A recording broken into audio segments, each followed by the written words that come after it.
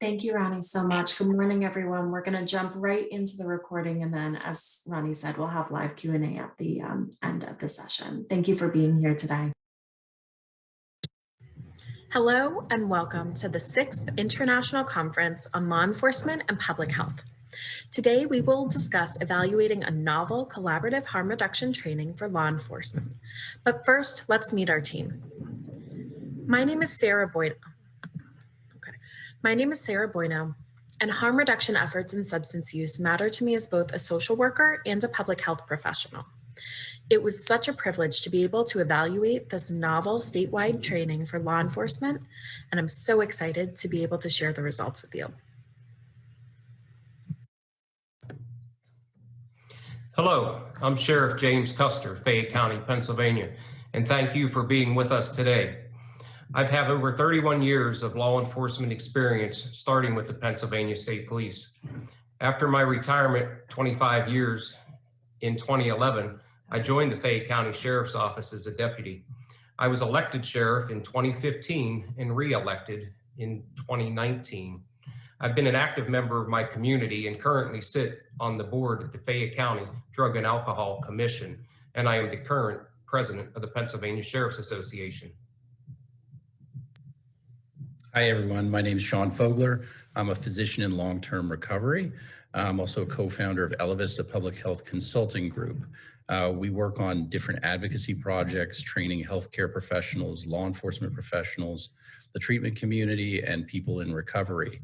Our main areas of focus are substance use disorders, stigma, and harm reduction, which was my focus here, and better ways to address the overdose crisis. Excited to share our work here with you today.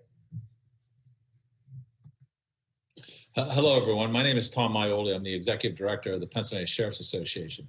I came to the Sheriff's Association approximately 4 years ago as Executive Director after about a 40-year career in law enforcement, some of which was spent in narcotics enforcement, both at the county level, the state level, and as a federal task force officer. My first narcotics arrest was back in the 1970s in a little town outside of my hometown of Pittsburgh, Pennsylvania, where we inadvertently seized several half spoons of heroin, is what it was called back then, that had the purity level of probably 3 to 5%. Obviously, the purity level now is much, much higher, so you can see how things have changed. Sarah, back to you. Thank you, Tom. So today we want to share with you the development, implementation, and evaluation of this particular harm reduction training for law enforcement. And I do want to note that this training relied heavily on extensive collaboration between our harm reduction, law enforcement, and academic evaluation partners. Now, building collaborative partnerships between key stakeholders really offers a framework for future trainings and public health endeavors.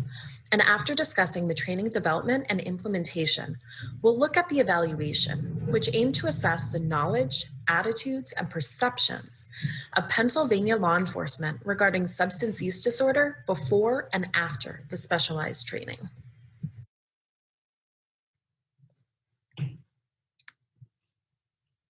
Thank you, Sarah.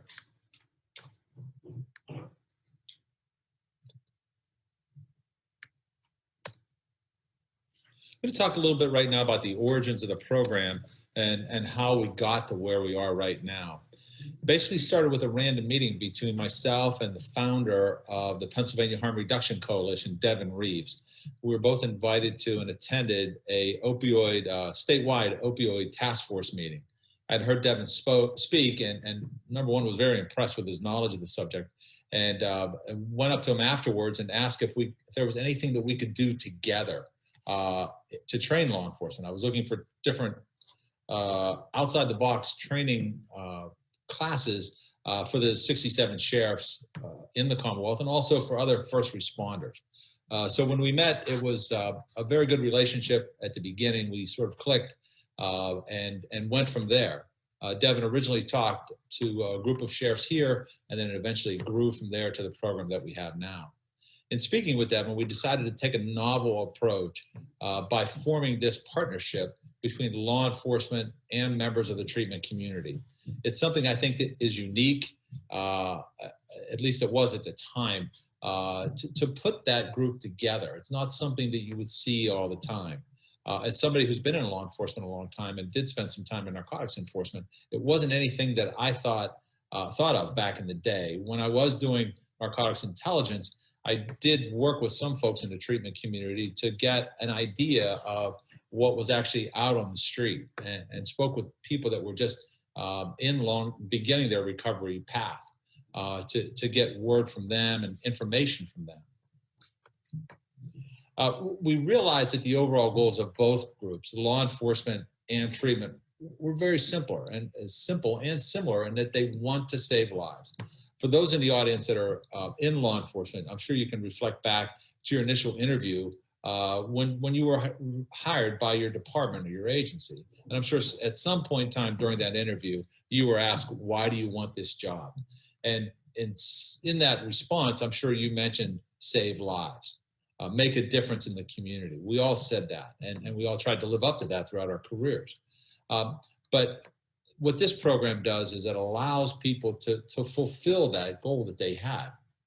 Granted, you may not be pulling somebody out of a burning vehicle or off the railroad tracks at the last second, but you will be saving lives by becoming more familiar with harm reduction, by carrying naloxone, by giving naloxone, deploying naloxone. You will save lives. Granted, it's not as heroic, may not make the front page of the paper, but still, I think it's going to give you that same feeling at the end of the day that you are doing good. You are changing the community. You're trying to make your particular community a better place and possibly changing law enforcement. One of the things I wanted to do when I got into law enforcement was possibly leave it in better shape than when I entered. And you'll do that, I think, if you do buy into this program and are able to stay with it. Devin and I realized, as we did put a group together to talk about the class, also realized that the same old is not working. We're probably on our third war on drugs, at least the third, and we keep, in some ways, trying the same methods. So we decided to try something a little bit different. We think it has been working. Based on research you will hear a little bit later from Sarah, I think you'll see some of the statistics that are out there that shows that at least by the individuals that we're surveying in our classes, there has been some changes, some positive knowledge transfer. One of the other things that we realize is that personal impacts on law enforcement drive changes. I've been around long enough to have seen when law enforcement was first getting into using CPR. And I did some training on that in my old agency, and folks would come up to me at the end of the class and say, yeah, look, Tom, or look, Chief, I'm not going to use this on somebody that I find laying on a street corner. I'm not putting my lips on somebody like that. And we would tell them that, look, you may have to do that, but for the most part, and the biggest chance is you'll use this on Uncle Harry at your 2-year-old's birthday party when he goes down with a heart attack in your basement, and use CPR then. This is in some ways the same. A lot of us have been affected by the opioid crisis. Me personally, I have a nephew who's suffering through substance use disorder. And I wanted to be able to understand that a little bit better, and also understand what my sister goes through in dealing with Brett. So I think you can sell this as personal growth on the part of the law enforcement officers. I don't know if I'd use those terms in front of a room full of narcotics officers or other cops, but it's just something to reflect on that you may be able to use at some point in time. So we had to move from discussion to action. That's usually the toughest part in any training program, as you all know. We had to obtain buy-in from stakeholders. Think about who your stakeholders are. It could be other police, other officers in your agency. It could be members of the community. It could be your boss or elected officials. So how are you going to obtain buy-in from them? Because it's not going to go anywhere without somebody signing off on something and approving your time or funds to do that. So think about how you want to buy in from stakeholders. Next, once you get that, is develop the class, develop relationships, and find some funding. One of the hardest things to do. How do you develop the class? I'm sure a lot of people in the audience have developed classes in the past using basic tools, curriculum development tools. This is no different than that. The one difference is you're going to be developing this class though, with somebody who you're probably not used to dealing with or working with. That's somebody from the treatment community. We'll talk a little bit later about how that partnership can be developed and how effective it can be, and how much commonality there is. Sean will talk about that in a minute or two. So you're going to develop that class, then you're going to develop relationships. If anyone has co-taught a class before, you know that you have to develop that relationship and be able to almost read each other's minds when you are teaching a class.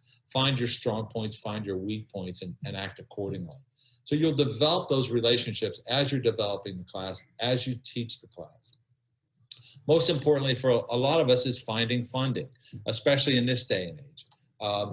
And even post-pandemic, how hard is it going to be able to find funding to develop and to put a class like this out?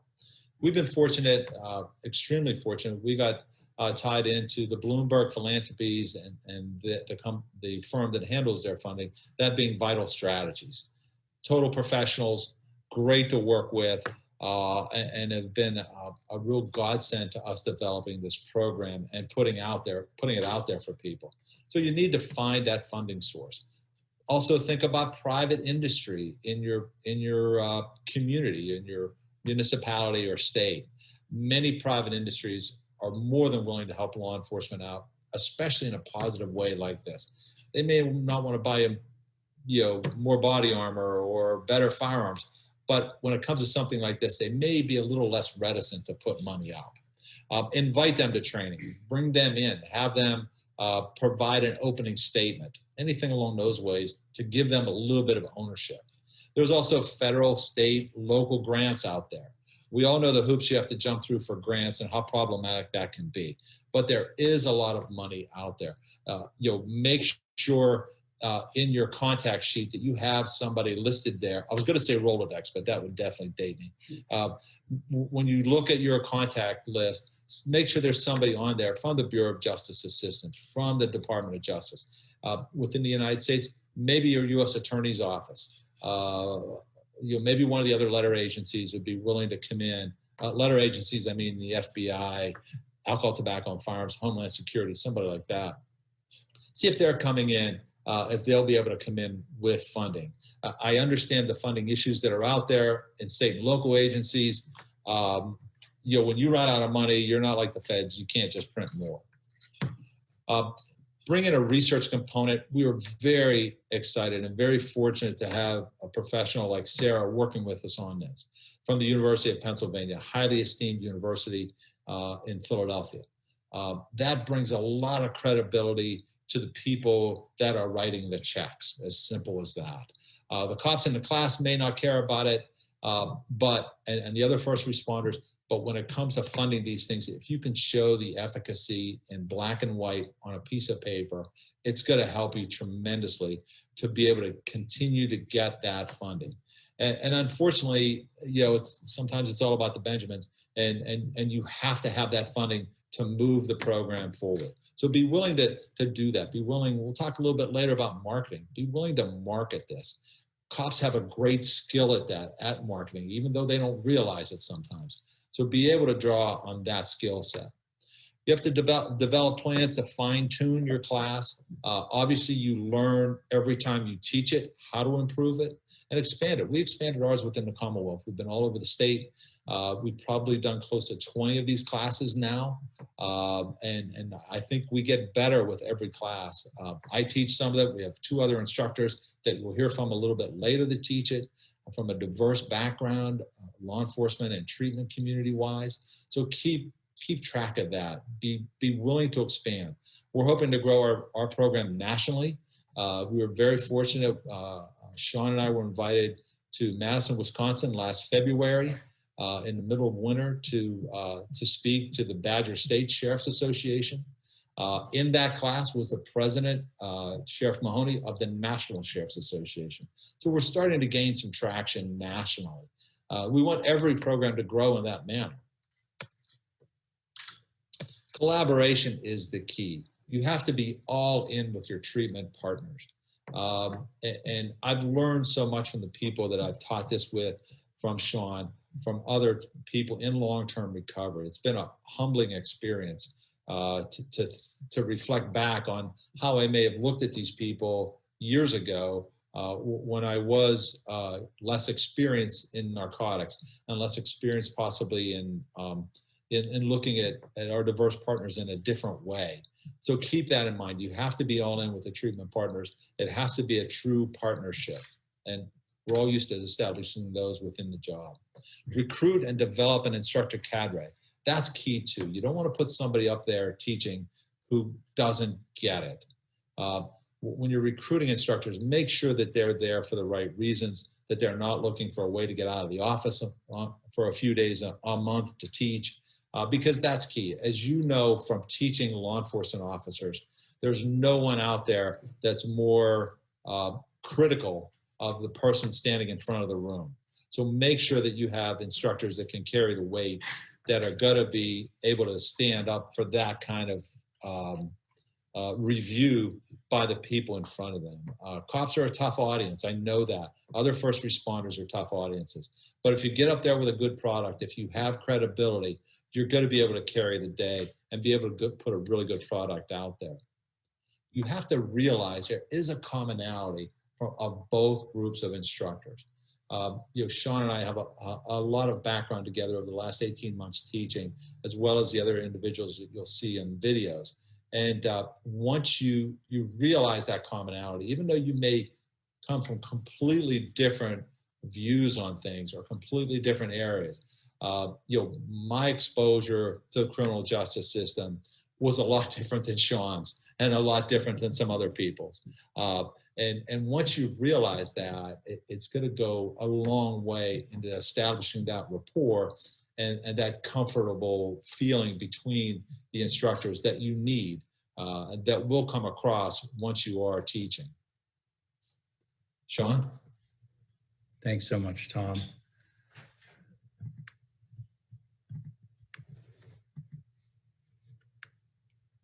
So as I mentioned earlier, I'm a physician. I actually practiced anesthesiology for over a decade in the Philadelphia area. For me, my substance use disorder emerged out of trauma, which is a very common scenario. I actually happened to be at the World Trade Center during the 9/11 attacks. Amazingly, I found recovery in 2015, so it's been almost 6 years. Haven't really looked back. It's been an incredible journey. Lots of twists and turns and ups and downs. But amazingly, my recovery has been strong with the support of friends, family, the community, the work I'm doing today. And it's really been a blessing and a gift, and I'm grateful to be here.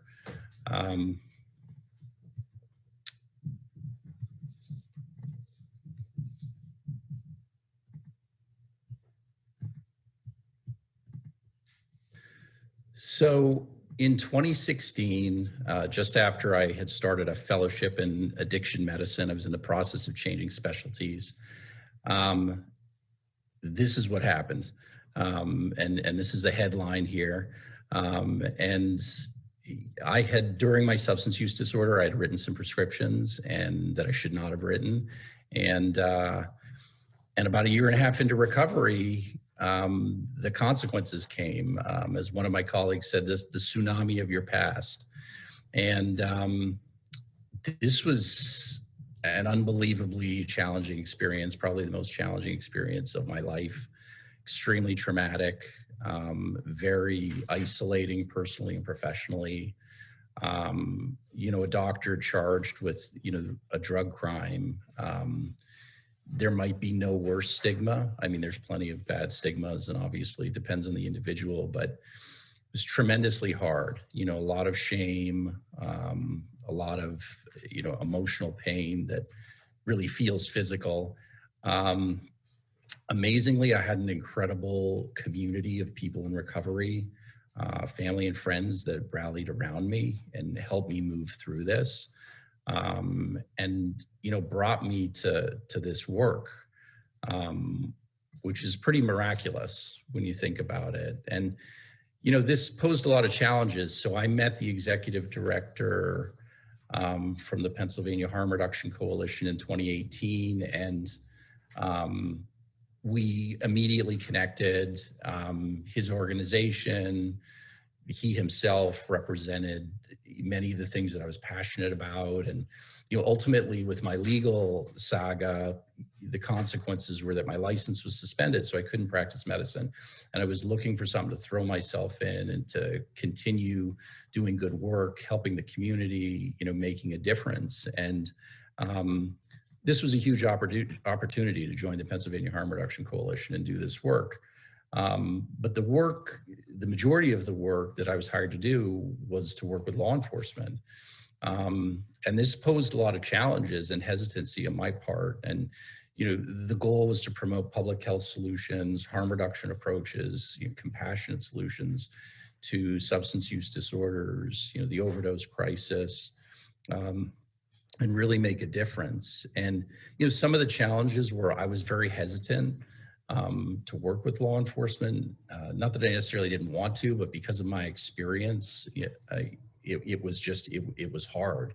And I had a lot of confusion around my own experience with the justice system, just not understanding why things kind of turned out the way they did. But bit by bit, I faced that. One of the other challenges was my own trauma from the experience that I was working through. And that begged the question, did I have the will, the courage, the resiliency to really do the work, to stand in front of a group of law enforcement professionals, kind of bare my soul and use my experience to provide value, and change the narrative. And I did find that, and I did want to do it. And I remember speaking to the executive director and him telling me, well, I sent your stuff over to the executive director at the PA Sheriff's, because I want to get the okay from him. And I immediately was like, well, that's not going to happen, and I had these assumptions about who law enforcement was, how they viewed somebody like myself. And amazingly, I was 100% wrong. They welcomed me with open arms. There was a little bit of a vetting process, which I didn't really find out till down the road when I was talking to Tom about calls he made and people he spoke to.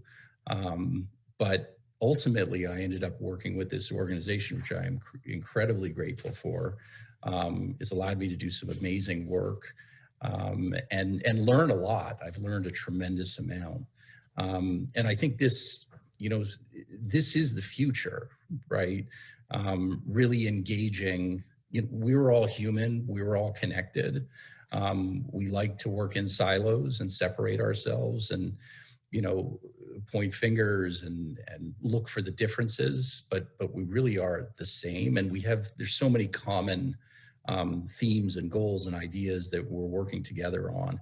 And my assumptions were wrong, and I'm really excited. And the other thing is, I came to the realization, in some ways I felt I had nothing to offer, after my experience with the criminal justice system. And, I found out that was wrong too.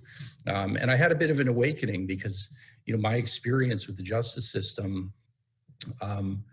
really opened my eyes to the impact that policing, law enforcement have on the health of the community. They play a critical role in not just safety, but the health and wellness of individuals. And I don't think we talk about that enough. And, I was really shocked, after having, practiced medicine for almost 15 years in an inner city, in a place like Philadelphia, and having little to no realization of the impact that law enforcement has on the health of the community. And I don't think many physicians do. I think they work in isolation and they don't really understand that impact. And I think it's important and something that needs to be discussed more. And also the realization, and I mentioned this before, the value that my lived experience could have in terms of changing the narrative and making things better. And this is the opportunity, and it's real collaboration. It's not just, us saying we're collaborating. We work closely together, we train together, we discuss what we're doing, the impact it's having, how we can make it better. I mean, we're constantly learning and adapting, sharing experiences and ideas. And this, I think, provides like a level of richness that you don't find in other types of trainings and experiences. And you're going to hear this word collaboration over and over during this presentation, but it's critical and it's key. And like for me, being a healthcare professional, being somebody in recovery, somebody who's impacted by the system that we're working to improve, I think, that provides a unique lens, which other people, law enforcement professionals, can look through. And it improves knowledge, provides new tools and a whole other level of engagement. And, if you look at the research, you look at what's out there, knowledge is not enough, and more tools and strategies is not enough. Engagement is not enough either. And when I say engagement, just seeing somebody in recovery, and recovery is the expectation, but many healthcare professionals, many law enforcement officers, they see the worst of the worst over and over. But working alongside somebody with that experience, I think, is really where the magic happens and where change can happen. And so, that's really critical. And the other interesting angle is me being a physician. I've really gained a lot of insight into how alike first responders, law enforcement are to physicians, in terms of the power, the responsibility, the pressure, working on the front lines, the challenges, the trauma that law enforcement face, just like physicians face. And today that's more important than ever with the current pandemic.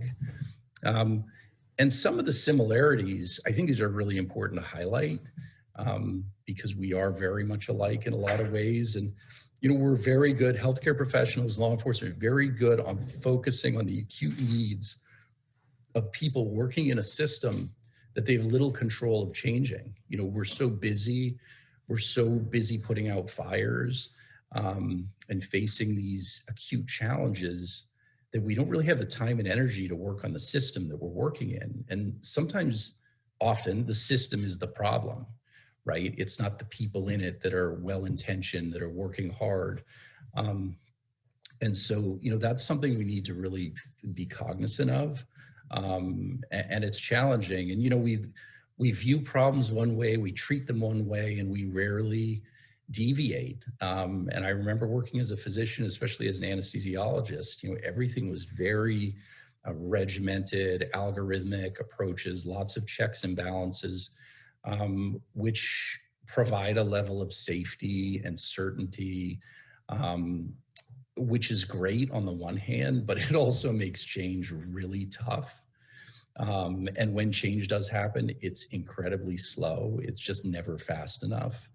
The other important thing is that often many of our solutions that are good solutions for many can cause a great deal of harm. And we see that in medicine with medical errors, and we see it with law enforcement. If you look at the news and you hear some of the stories and the things that have gone on, these are not perfect systems. Our solutions are far from perfect, and I don't think we think enough about the unintended consequences of our actions and the massive effects they can have on people's lives. And this is something that I think it's a secondary benefit that happens in this training when we're talking about these really challenging issues and highlighting, hey, well, what about, did you ever think about this? Or when X happened, would you imagine that Y could happen? And it gets people thinking in a different way, which I think is really important. The other amazing thing is that, as much as we think we're different and we don't agree on things, there's so much we do agree on. And I think we agree on a lot of the critical things, the important things. Tom mentioned this, saving lives, obviously super critical. We're all on board with that. Improving community health. we all want better communities. We want healthier communities, safer communities. We have different strategies to make that happen. And I think we need to talk to each other more, because we really don't. We kind of put our flag in the sand and we don't want to budge, but there's so much commonality here. And we want to create a world where people can thrive, and people can live connected, healthy, amazing lives. And I think the other thing is the minimizing the criminalization of the disease. The fact that substance use disorders are criminalized really fuels stigma in a major way, and minimizing that can help with stigma and reduce harm and get people into recovery. I mean, you talk to any law enforcement professional, that's what they want. They want the community to be safe. They want people to get into recovery. They want people to live good lives. And I think, part of it is that, like I was mentioning earlier, we look at a problem one way, we've learned to treat it one way, and sometimes we don't know what else to do because we've been treating substance use disorders in a certain way and using the criminal justice system as a tool, which we know does not work very well at all. But what else do you do, right? And a lot of our trainings, we have these deep conversations with law enforcement, and they're like, okay, I'm on board. Tell me what to do. I don't even know I don't know how to act different. And so, I think down the road in the future, looking at that behavior change on the street and strategies that divert people away from the criminal justice system and get them the help they need is really critical. And the other thing is the collaboration, over and over, the collaborative approach, informed by all of us. This is a very complex problem, and the solutions need to be informed by all of us. And that comes out time and time again. And, as Tom was talking about, getting buy-in from, different levels, within the law enforcement community. It's not just within that, but, the healthcare community and people that are addressing homelessness and poverty and all these other, systems that play a part in this. We need a total solution, not Band-Aids. Many benefits to the partnership, sharing of stories and experiences. I mean, they're endless. And as you probably could tell, Tom has tons of great stories, under his belt, and loads of experience, and Jim as well. And that the sharing of those stories provides like a whole other level of insight and understanding to these problems. And we need to see each other's sides. We really need to look at that to understand, to see the problem in a very complete way. Also humanizing people with substance use disorders who are struggling, people in recovery. Also humanizing law enforcement professionals.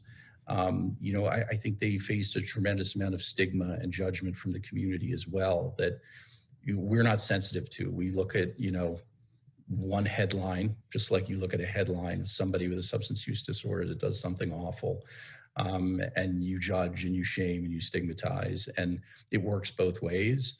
And I think that, that really leads to better understanding, mutual respect, and connection. Also reducing social distance, and I'm not talking about social distance in the context of COVID, but in terms of working closely together alongside law enforcement professionals, that combats stigma, that changes the narrative. That when you build that trust and that connection, it's a whole other ballgame. It takes things to a whole other level. It's not just a training program. It's not just seeing somebody in recovery talking. It's actually, wow, these two are working together. This group is working together. And that, that really changes things. And I've hit this point home, officers get to see another side and gain a more complete picture of a very complex problem. We have these cookie cutter, simple solutions that the goal is to address an incredibly complex problem that has so many different angles. And it's just not that simple. And, collaborations, us working together sends a really powerful message, not just to the people we're training, but to the community. And it really, speaks to connecting, humanizing, including, and typically the criminal justice system is looked at as a very isolating, dehumanizing, exclusionary system. And this does the opposite. And, you know, I put here, it's never binary, like it's all gray. And we look at so many of these things as black and white and right and wrong. And that does not do it justice, right? It's much more than that. And so, you know, there's many critical messages from our partnership about people in recovery, about law enforcement professionals. Here's a few. You know, people in recovery are human. They're not bad. They're not dangerous, manipulative, defective. You know, yes, addiction may be a chronic disease, but, you know, you're not scarred for life. Like, you can be better. And I think many people, I think that's one of the downsides to the disease model, is that, you know, we look at it, okay, you're diseased and you can never be fixed, but it doesn't really work that way, because most people recover. Most people recover without 12-step. Most people naturally recover. Unfortunately, when you're working in law enforcement, when you're working in healthcare, you really see the same people coming in over and over and over, and you get this idea that recovery is very rare or it's not possible. It's the total opposite. And that's like a really critical message. And also, you know, we have lots of potential, lots to contribute, valued member of society, our families, a trusted partner, and really can take a role in making society better and improving health outcomes and safety for everybody. You know, interesting, that first list, many of those things can also apply to law enforcement. And here are some additional messages about law enforcement. There's a lot of myths and misinformation, just like with people with substance use disorders, with people in law enforcement. And we need to get past that and educate people. And I mean, we're all human, we're all connected, and we have very common goals. Many people don't think that, you know, they just look at, you know, this is the enemy, law enforcement are the enemy, and we shouldn't talk to them, we shouldn't manage, you know, deal with them. That's not an effective solution. It's just not true. Mutual respect and understanding is so critical. They're a valuable partner and a necessary partner and a critical partner. And their work on the street has a profound impact on people's lives, and they need to be part of the solution. That is critical. And they can be a powerful part of the solution. And I don't think that's discussed nearly enough. Our training has had a tremendous amount of community impact. We've traversed the state. Pennsylvania is extremely diverse. You know, living and working in, you know, southeastern Pennsylvania and Philadelphia, is you're kind of living in a bubble. The rest of the state doesn't really look like that. And I've learned a lot. And even though the problem of addiction, you know, might be the same everywhere, the solutions are very different. And it really has to be nuanced. You know, we can't use that cookie cutter approach. Different, you know, social, political, economic challenges to every region and mindset and attitude. And so, you know, we need to talk to the people. And I think part of, you know, when we go out and do these trainings, we learn a lot about those regions and what their challenges are. And it really enriches the experience and gets us thinking about, you know, what would work here versus what would work in Philadelphia, or and just some examples of some of the unique challenges.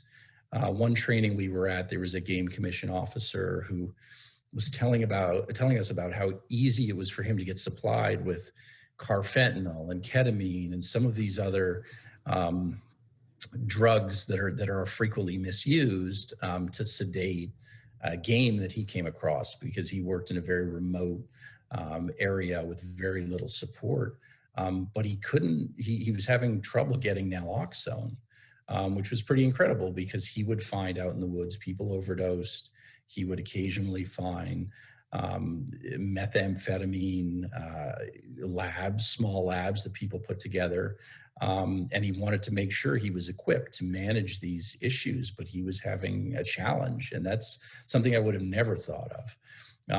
One other rural county, we were talking to probation and parole, and here's a quote, we know the system doesn't work, but it's what we've got. And they were really referring to some of their participants that they were supervising that needed to see a doctor to get Suboxone or methadone, and they had to travel for hours, and they knew the challenges were unrealistic. But it's what they had. And so that, the resources in those areas were very slim. We were also at the Wardens Conference, the Pennsylvania Wardens Conference, which was an amazing experience, and developed a lot of interesting insights there. And, we had a pretty heated discussion with one warden about limiting the number of times we should use naloxone, which is pretty amazing. What is that number? There is no number. But, and he had this idea that, naloxone was enabling. And the other thing, another warden looking at me and saying, well, you're different. I look a certain way, and I'm not like the people in his jail that have struggled with substance use disorders. And that's not true. Doctors, lawyers, accountants, professionals, law enforcement professionals, this issue is not, one group is not affected. We're all affected in some way, shape, or form. And so it's just interesting to get these perspectives. The other thing that was very common is that new officers seem to have a much more aggressive, punitive approach to substance use disorder than experienced, which I always thought would be the reverse, but it's actually not true at all. And that, it gets me thinking, that this type of training needs to be started early, when young officers are in training, and to continue throughout. Which I don't think, happens right now, but it would be a unique opportunity in the future. And that kind of leads to one of the other things, we've come across through our travels across the state is there's so much misinformation and myths about people that struggle with substance use disorders and who they are and how they behave and the things they do. And we know from research that this type of information spreads faster and wider than the truth. And it's incredibly dangerous when people that are struggling with a disease, substance use disorder, because that fuels stereotypes and stigma and discrimination. And that leads to really flawed strategies on the ground when dealing with people that are struggling with this disease.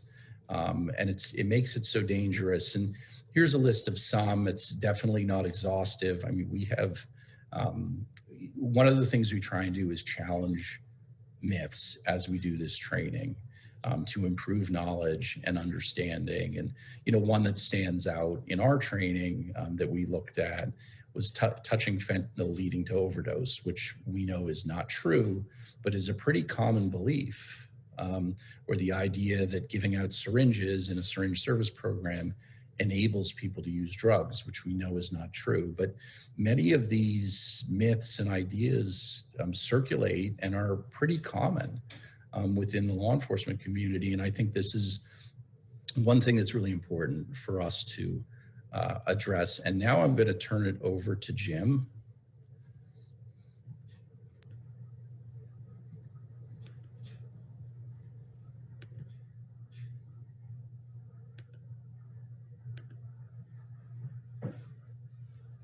Thanks, Sean.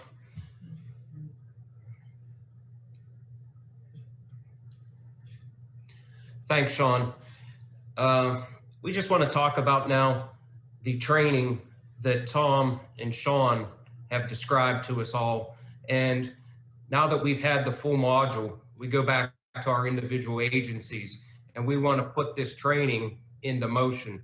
So we've called it the law enforcement assisted diversion. It can have a different name. It all depends how your agency, what you want to tailor it to. But basically, law enforcement assisted diversion is a comprehensive initiative by government and non-government, multi-agency and community partnership to divert nonviolent, low-level drug dealers away from jail and toward a productive life while making residents feel safer and saving money. Now, who are these partnerships that you want to develop within your community?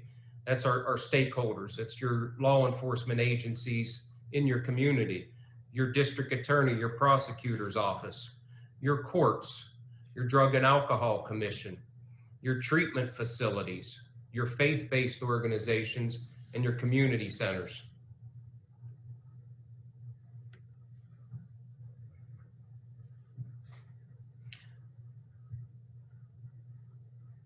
Let's take a look at the 5 goals of law enforcement assisted diversion. We want to reduce deaths, overdoses, and the crime associated with drug addiction. We want to reduce the stigma and the stereotypes associated with substance use disorder. I know before this training, I was a skeptic, and I had those issues of, hey, you know, when I was a young police officer, that we're just going to arrest all the druggies and everybody out there. You know, let's fill the jails up. And then you learn from the training and from Sean that the people with addiction have those stereotypes and stigmas against us. And that's what's more important to accomplish our next goal and strengthen police and community relationships by encouraging individuals with that substance use disorder to seek help from law enforcement, develop that bond within your community, train law enforcement officers in how to better help individuals suffering from substance use disorder. And that's what this whole program and this training is about, to get that law enforcement interaction within the individuals that suffer from addiction. And our last goal was connecting these individuals with the agencies and organizations that are willing to help the individuals with substance use disorder. And that's all the stakeholders in your community. And that's something that you as a law enforcement agency is going to have to develop stakeholders in your community and develop that plan. And the 3 segments of law enforcement assisted diversion is first the referral. This allows a law enforcement agency to serve as an initial point of contact for an individual with substance use disorder. This is for the individual that, hey, realizes I have an addiction problem. I am addicted to opioids and I want to get that help. They can come to law enforcement direct and begin the treatment procedure, which leads us to diversion. The law enforcement diversion allows officers to redirect individuals with substance use disorder to services instead of prosecution and jail. This is where we take the individual, meet with our prosecutors, our district attorneys, look at what they're facing, and then divert them to what treatment we think is going to work best for them. Is it going to be direct counseling? Is it going to be detox? Is it going to be placed in a halfway house? Again, that's all for you and your stakeholders to develop a plan of action and to get these individuals to the proper treatment. And our last segment is the courts. The target population of the drug court is individuals with an addiction to illegal substances, and it would be at a high risk of reoffending. The courts want to make sure that the individuals are following up and completing the treatment that has been assigned of them before they give out any further punishment. They want to make sure that the main thing is that the person is in recovery and is not suffering from any more addiction and that they're not going to reoffend. What this does is allows these individuals to reduce recidivism in our jails and help save money within our communities, our court system, and our judicial system. Thank you so much, Jim. So now we're going to hear briefly from Chief John Goshert about his experience with the program. Hi, my name is John Goshert. I'm a detective with the Dauphin County Criminal Investigation Division. I've been in law enforcement since 1975. I've had the pleasure recently of speaking to law enforcement officers about harm reduction. And it's very interesting how views on harm reduction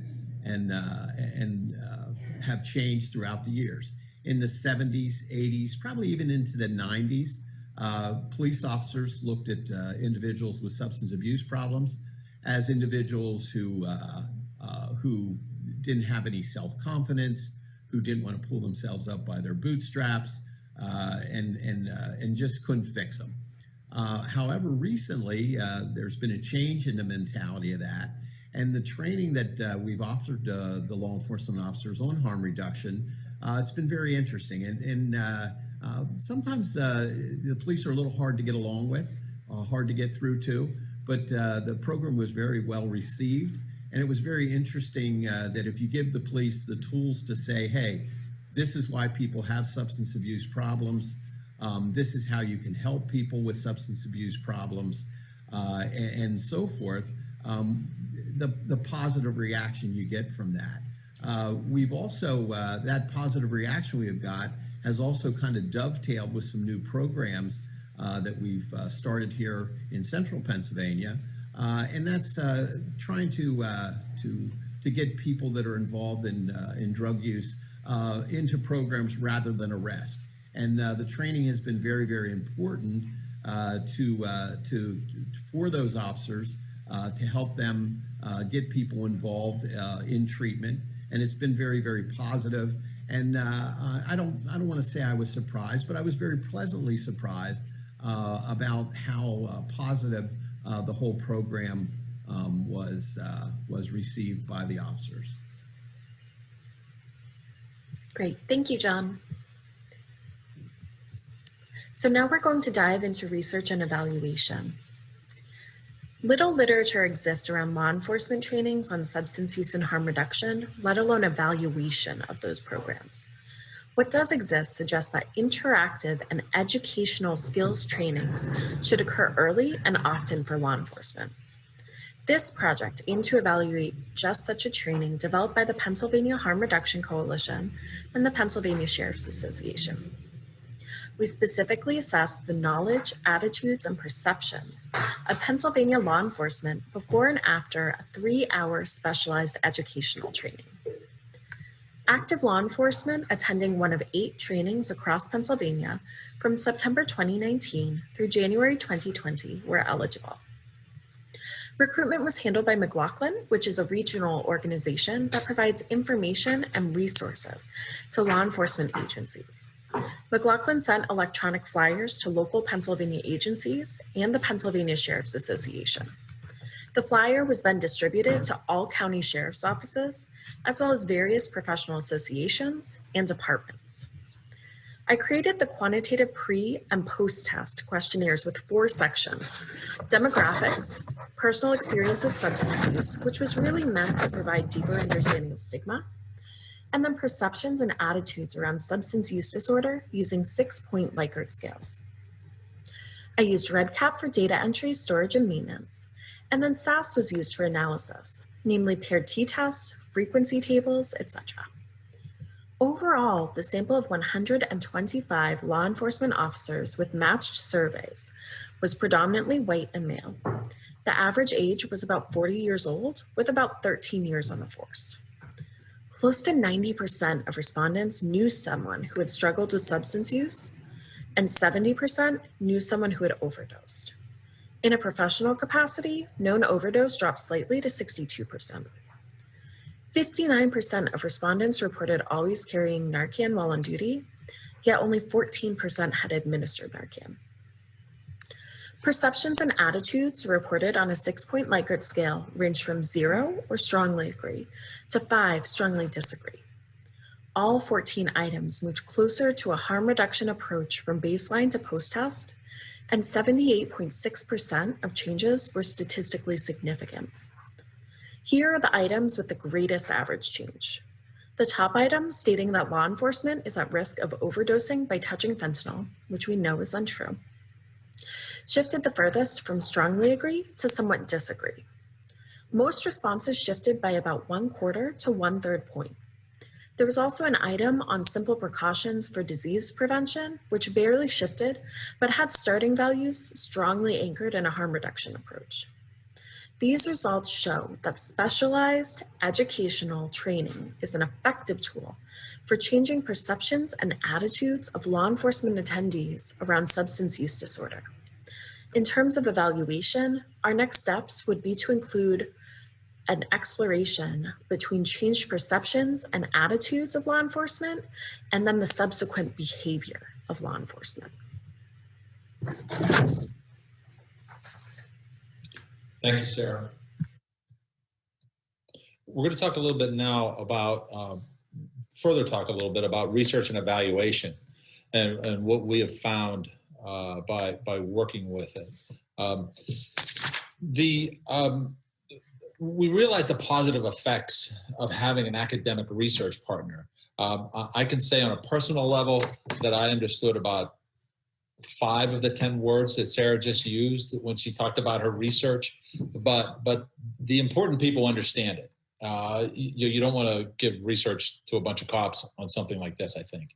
Our academic people, our partners in academia really understood it, put together the great pre and post-test or survey, and you could see the positive effects. Everything today is about efficacy, and you have to show what's working and what's not working, especially to your funding sources.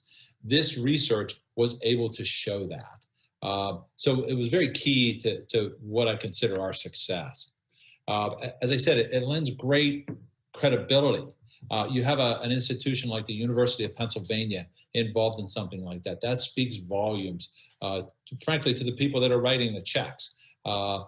So you have to remember that when you are reaching out to these different institutions to do your research. It is key to get that done. No one wants to hear that we had 3 great stories come out of a talk or out of a lecture. They want to see figures. Sarah and her folks were able to provide that to us, which carries a lot of weight in the funding community. For future funding, keep in mind that there's a lot of different areas that you can go to for that.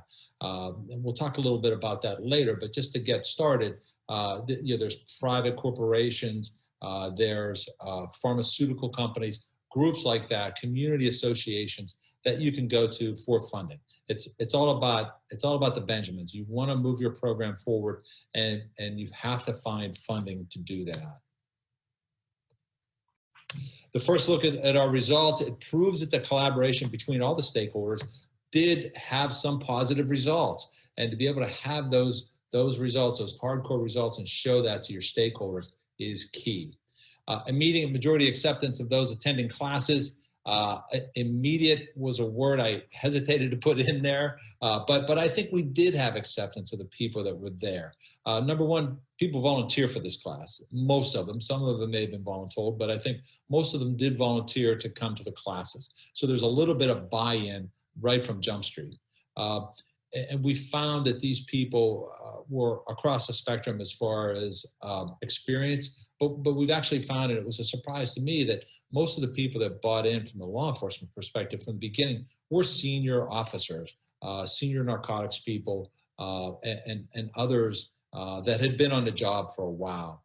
We did, I would like to think that we got a eventual acceptance by all attendees. But as we know, if anybody's done any training, you're always going to have those people in the back of the class with their arms folded that are wearing the we used to call them shoot me first shirts, that identify yourself as a police officer, that are going to be hardcore and aren't going to step up and buy in, or maybe are going to push back on somebody like Sean or one of our other instructors in long-term recovery on how they got there. They're usually taken care of by other members in the class. We had one, I'll share one story in one of the more rural areas where we had that sort of typical young narc who sat in the back of the class with his arms crossed, wouldn't say anything, pushed back when we talked about use of naloxone. He was put in his place by an older officer who told a very quick story about how on one of his last duty days, before he was deployed actually to Iraq, had to pull somebody out of a basement of an abandoned house. It was a young lady who was there with living there and using drugs there.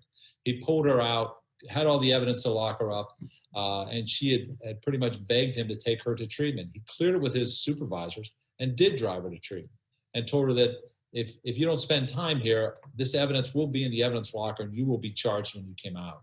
So he sort of forgot about it, did his patriotic duty, served overseas for over a year, and came back. And one of the first days he was back on the job, and this was a very small township in Western Pennsylvania, was on patrol, was walking down the street, and he saw across the street a young lady with a child, and he describes it, it'll bring tears to your eye, with a flowing dress on.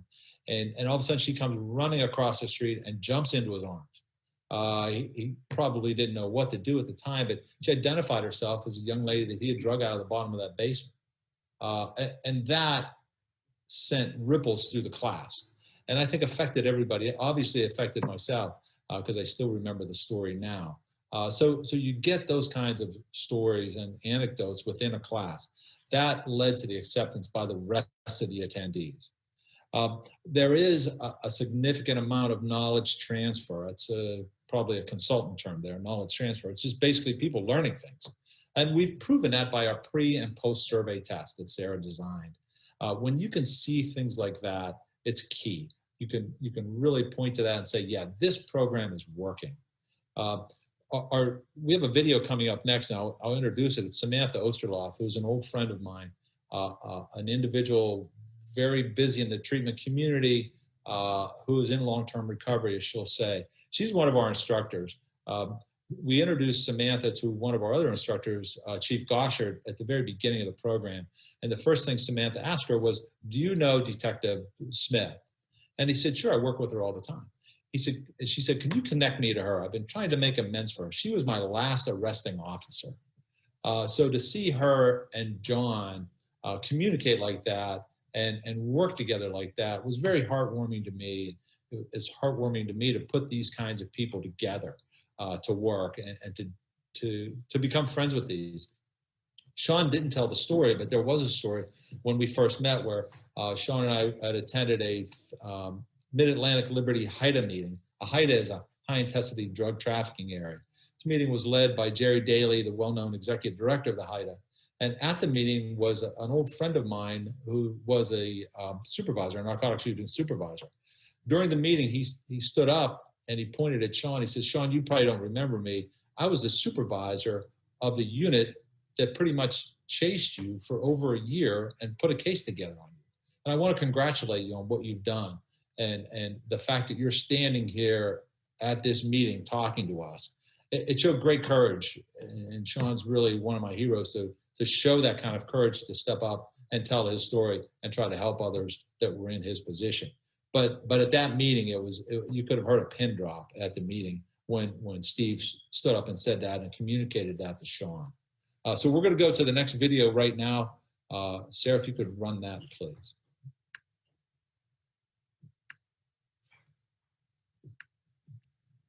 My name is Samantha Osterloff, and I have had the pleasure of being a part of training with the Pennsylvania Sheriff's Association. It has been a gift and a joy to be able to train law enforcement about substance use disorder and harm reduction. Being able to give them a piece of insight and education into those that are suffering and what they can do to help has just really been incredible. I myself am a person in long-term recovery, and I credit a lot of the beginning of my journey starting with a police officer who really showed discretion and empathy for me by helping to encourage me into treatment instead of incarceration. And I think back to myself every time I do this training and every time I have a chance to come in contact with law enforcement is, what if that officer had not had some information about the disease I was suffering from?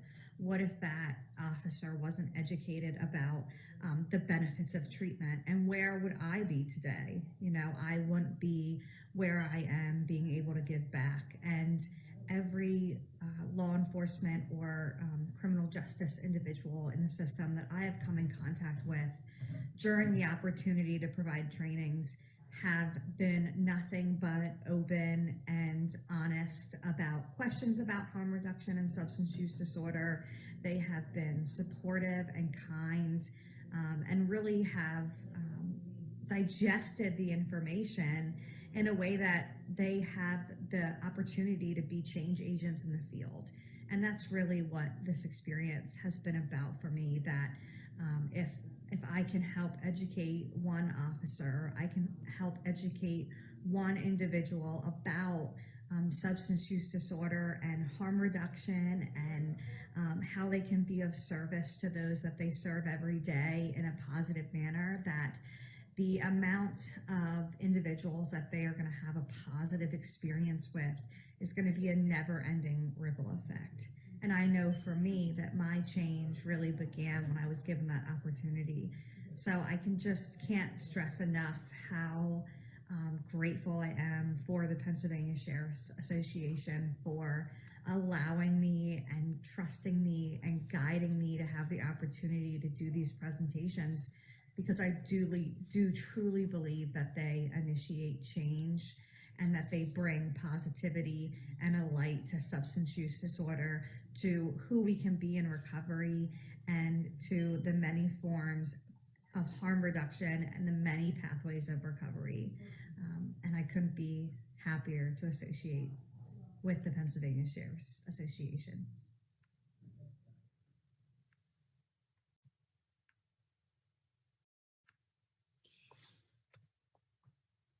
Scalability and next steps. Okay, so you have your program, you've developed it, you're ready to go. Now, how do you put it out there? A lot of cops don't realize it, but they're great marketers if you think about it. In your day-to-day duties, you're marketing different things. So you have that skill set. You just have to uncover it a little bit or maybe polish it up. So how do you expand your program? And I know that's what we all want to do. So it does have to be marketed. And it's all about your contacts. Through the years, you've developed many, many contacts that could help you with this. You may just not realize that at the time. We have had a great amount of luck in using outside training partners. McLaughlin is our risk group. It's a quasi-government agency that deals that assists with training. We've had a great amount of success using McLaughlin. They've been tremendously cooperative, and they're sort of our nuts and bolts folks, and that they provide the audio-visual equipment. They'll come up and set up the room. They'll handle registration. Those may seem like sort of minor things, but when you're running these programs, especially across a bigger area like the Commonwealth of Pennsylvania, you really need that help. We've used a lot of sites at training academies. They've been very helpful. They have the equipment. They will handle the registration if McLaughlin can't. So that's been a big help too, to get people in the classes.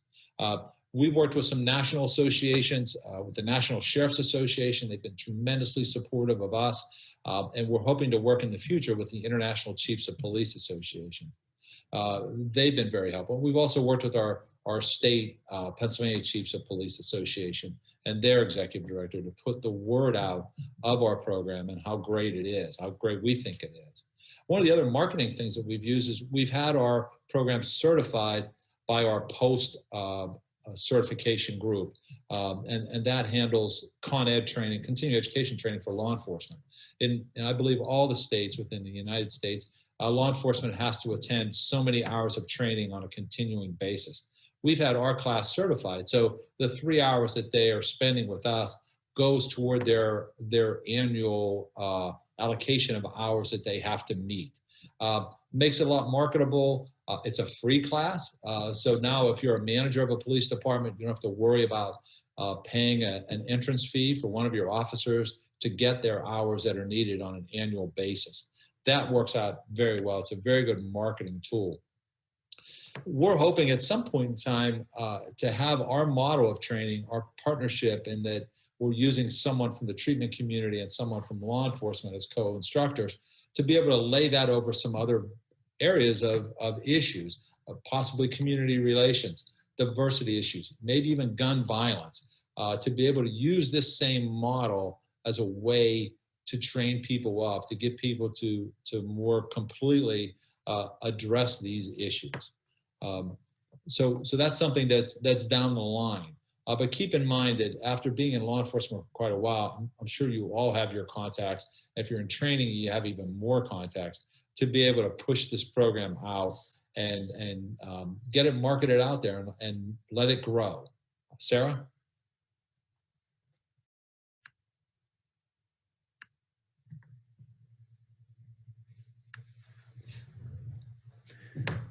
Thanks, Tom.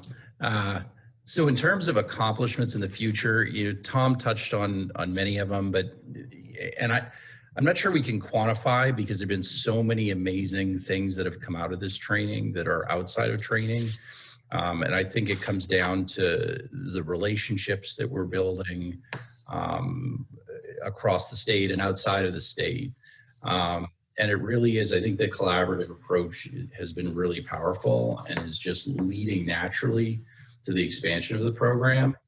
One of the things that really stands out to me, and Tom alluded to this, is that, officers in the class, come up to me and share struggles with themselves or their family. But they're also approaching me outside the class. And I think that, and we didn't measure this, but it speaks to a level of trust that is pretty amazing and powerful to go and give a presentation that's a few hours long and connect with your audience in that way, where they feel comfortable enough to come to you for guidance and support, speaks to the power of this training and what we're doing. Other law enforcement agencies are reaching out to us for guidance on policy and practice. As I mentioned, many new relationships from, not just law enforcement agencies, but the treatment community, people that are involved in drug policy. We've also crafted policy statements for the Pennsylvania sheriffs that are informed by science and best public health practices. We also have people reaching out to us to discuss controversial issues that are pretty challenging, and just these conversations alone are pretty amazing. That some organizations that are traditionally pretty resistant to change or very conservative are, asking, hey, how do you feel about this, and what would you do in this situation, and should we look at this in a different way? Expansion of naloxone to correctional settings, which we know is critically important, and the Pennsylvania sheriffs are embarking on that, which has really come out of this and our relationships with correctional settings across the state. As Tom mentioned, the national expansion of the program speaks to the success of the program and what we're doing.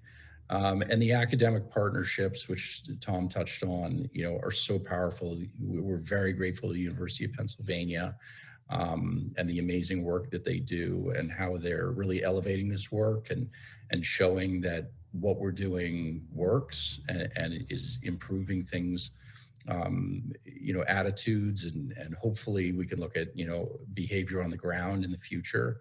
And public and private, organizations that are interested in investing in this program or programs like this, expanding it, and really improving society and addressing substance use disorders in a more compassionate, public health, medical guided approach, and addressing the overdose crisis and really getting to the root of it. And so, I'm grateful for the partnership between myself, the sheriffs, the University of Pennsylvania, and all the different law enforcement agencies that have helped elevate this work. And thanks so much.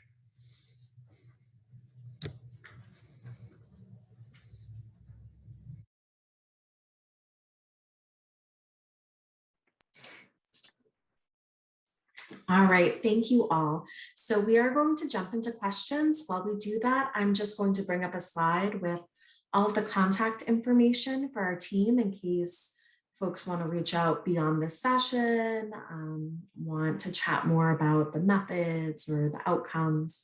So I'll be doing that now.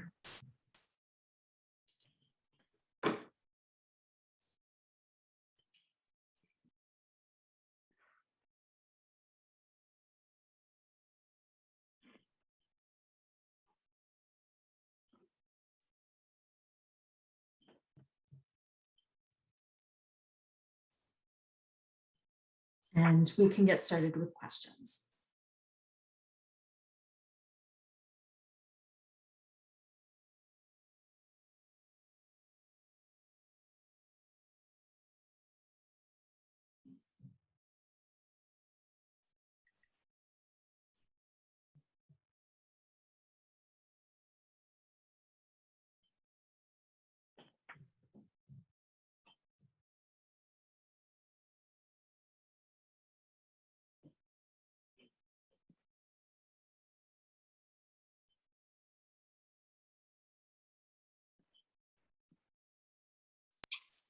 And just a quick reminder to folks who maybe joined after I made these intros, that you're welcome to ask questions or make a comment in the chat, the Q&A box, or you can raise your hand as well.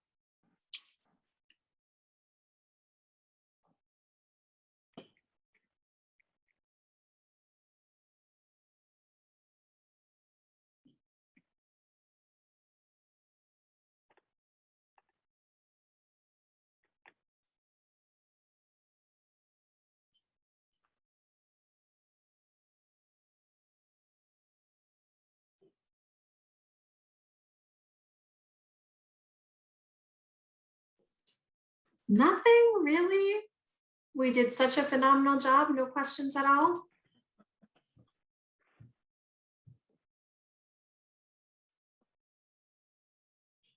All right.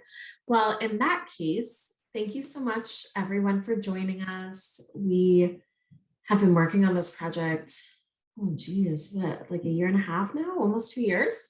And it really has been a pleasure to get to know this team, to work together, to be able to show that what this program is doing has a positive impact. And I just want to offer a chance for any of our other panelists if they want to say any final words before we wrap up. Sarah, I'd just like to say, for anybody on in Pennsylvania, if you would like to attend one of our sessions, we have probably 5 to 7 left throughout the Commonwealth. Please email me or call me or email. The address was up there. I'd love to have you at one of our sessions. If anyone outside of Pennsylvania would be interested in discussing our program or train-the-trainer program, feel free to contact any of us and be more than happy to talk to you about that also. So thank you. Yeah, I'll just echo what Tom said and grateful for all of you that attended. This work is really important to us and I think really important to the communities. You know, COVID is really escalating, you know, mental health and substance use disorders. And I think the need for this kind of training is critical. So we're excited you attended and thanks so much. And I also would like to thank you all for attending today's session with us. And like we mentioned, law enforcement times are changing. And this is another way to help make our communities safer and give people the help that they need, recognizing this addiction population. And Sarah, I want to thank you for the invite and all your research to help us along. Appreciate it. Great. Thank you so much, everybody. All right. I guess sometimes the best gift is the gift of time. So we'll give you back your 3 minutes this morning. And I hope everyone has a fantastic day and enjoys all of the remaining offerings for this conference. I know I've been to a few so far and they've all been absolutely wonderful. Thank you, everybody. We're going to end now. Thanks so much.